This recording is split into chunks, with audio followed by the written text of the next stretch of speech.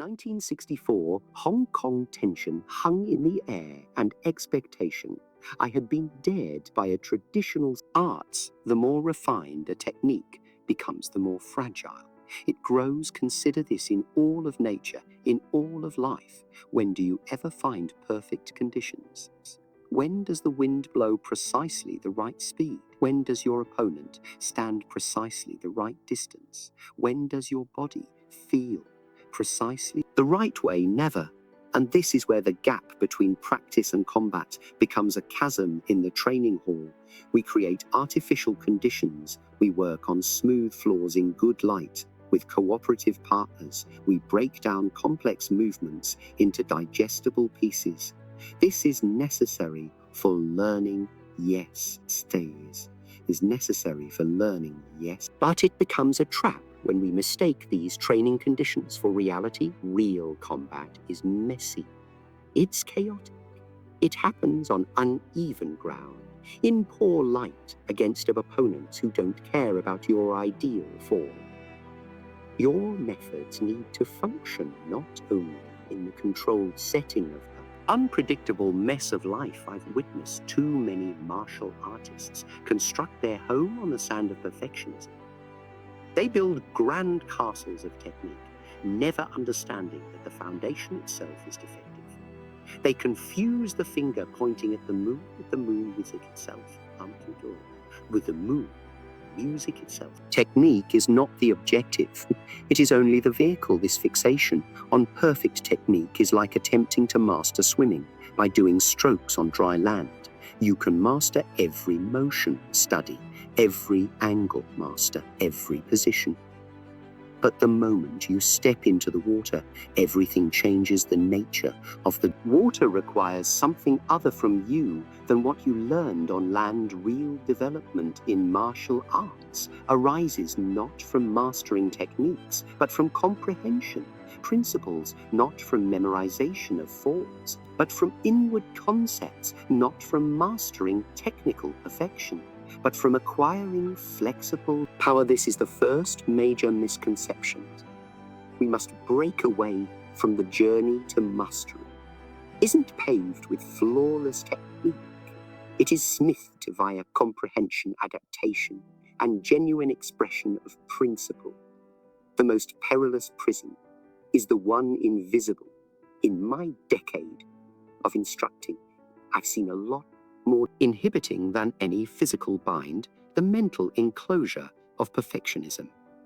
It's a prison that the mind constructs, fortified with fear and preserved by delusion of what martial arts should be. I see it in their eyes before I even see it in their movement. The hesitation, the doubt, the endless internal dialogue, questioning every motion. Is my angle correct? Is my stance low enough? Am I doing this exactly right? By the time they've completed this mental interrogation, the moment to act has already passed. Their body knows what to do. Past their body knows what to do. But their mind has become their jailer. This prison manifests physically too.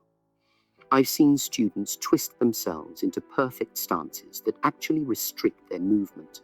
They create tension where there should be fluidity, rigidity where there should be flow. Their quest for perfect form has literally locked their bodies into patterns that prevent natural response, traded their freedom for an illusion of control. Let me share something that happened in my school in Oakland. A senior student, technically brilliant, was preparing for a demonstration for weeks. He drilled his forms until every movement was flawless. But the night before the demonstration, I caught him, still at the Quan, working on the same routine he'd done thousands of times. When I inquired why, he replied, "I'm afraid it won't be perfect tomorrow." This is the poison of perfectionism.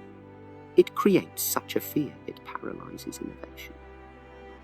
This pupil was so trapped in fear of imperfection that he couldn't appreciate how his obsession was stealing his joy, his creativity, his growth. He'd become like a painter, so fear of error that he never sets brush to canvas. The physical limitations of perfect form are palpable: tension, predictability, absence of adaptability.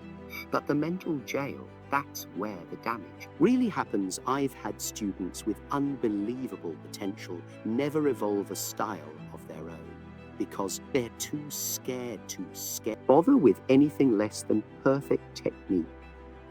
They're fine copyists, but inept artists. I recall another student, a natural brawler with fantastic instincts in freestyle. Sparring his movement was graceful, efficient, vital. But the moment when I referred to it as training, he would change, becoming stiff, mechanical, dead. The very notion of good training would switch on his prison guard, brain trapping his natural skills behind bars of perceived perfection. This is quite possibly the biggest tragedy in arts practitioners who lock up their own innovation in cells of conventional thinking, stifle their natural responses, deny their instincts, and offer their original expression on the altar of perceived perfection. The most insidious thing about this prison is that many confuse it with discipline. They think their perfectionism is the key to mastery, never even knowing it's actually the hindrance. True discipline isn't about perfect replication, it's perfect honesty with yourself, my friend. Realize this: every moment of worry over perfection is a moment robbed from growth.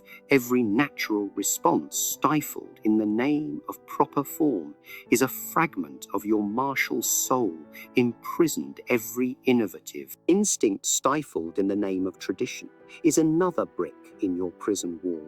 The first step to freedom is seeing these bars for what they are: not standards of excellence, but limits of expression.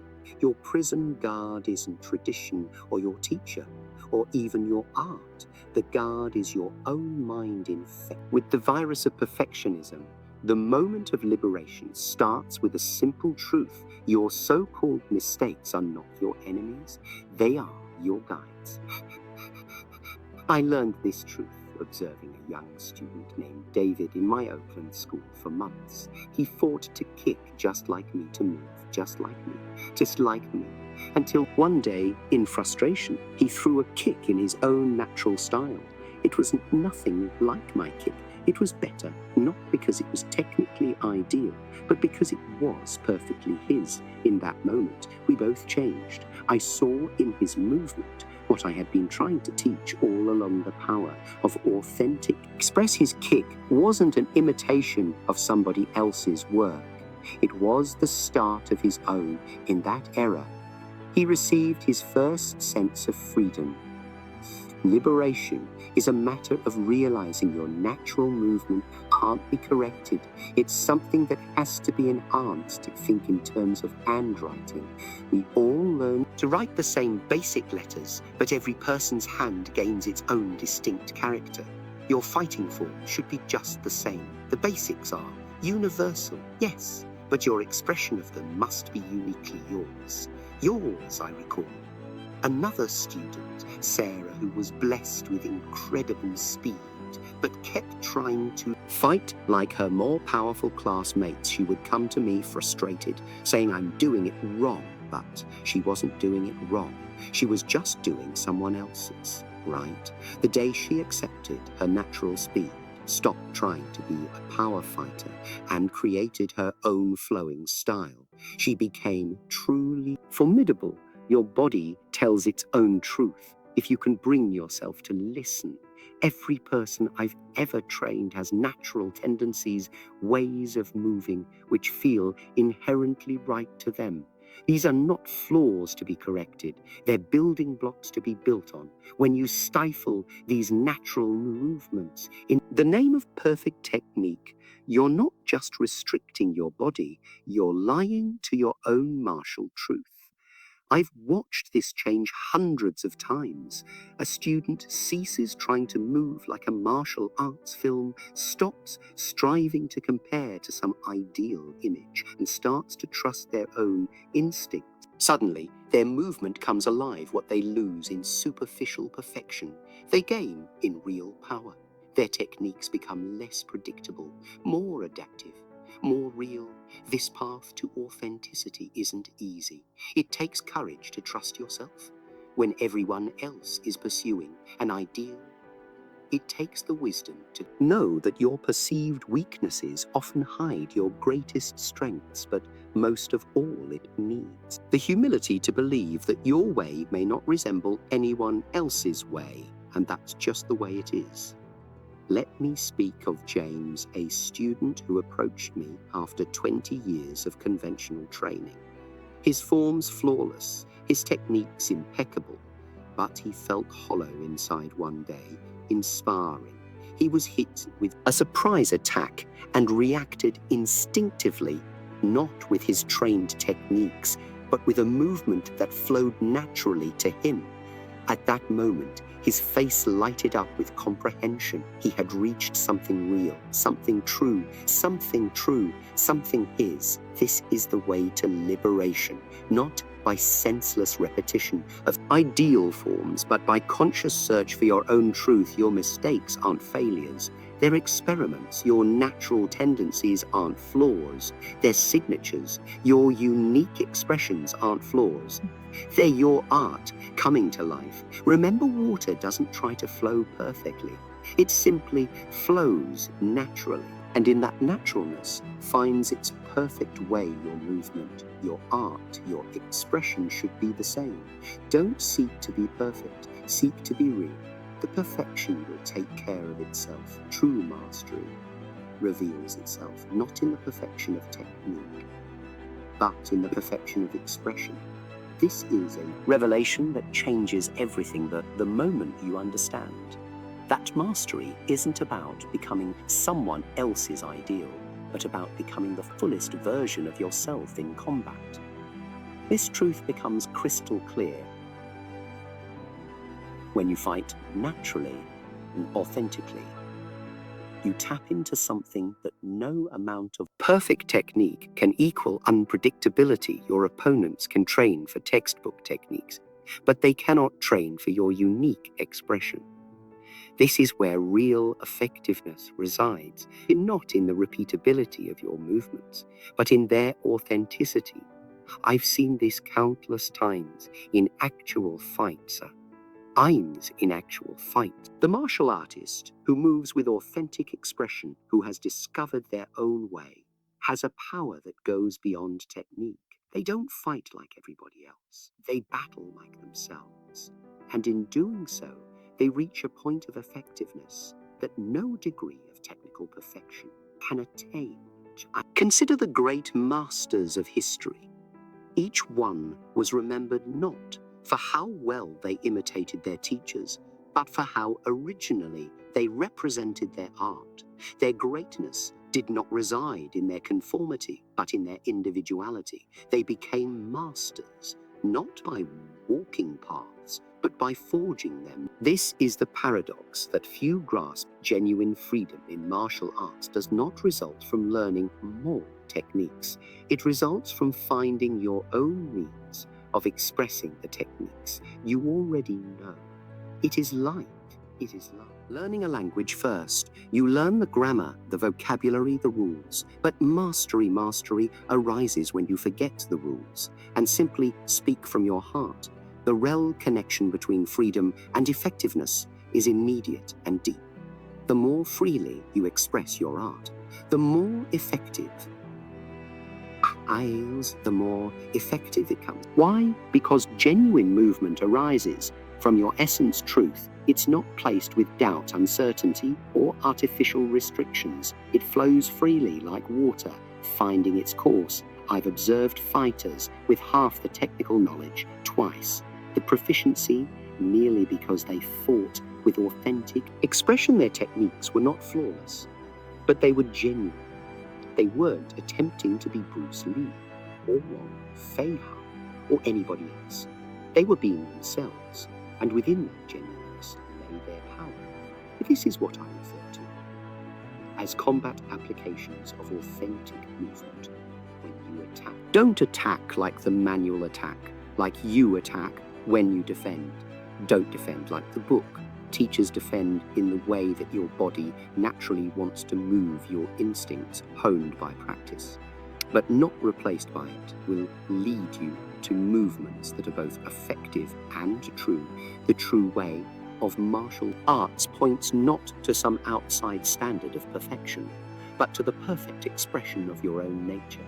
This is where true power resides, not in the capacity to duplicate, but in the nerve to invent, not in the perfection of form, but in the integrity of expression.